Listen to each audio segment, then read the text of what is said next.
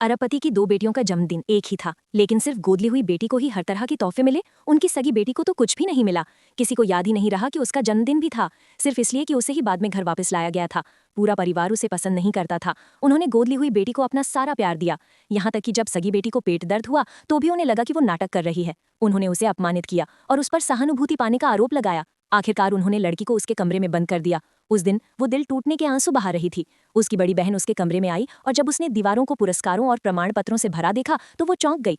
आखिरकार उसे एहसास हुआ कि उसकी बहन कितनी प्रतिभाशाली है। और भले ही परिवार अरबों की संपत्ति का था, उसकी बहन हर दिन एक्सपायर हो चुकी रोटी के अलावा कुछ नहीं खाती थी।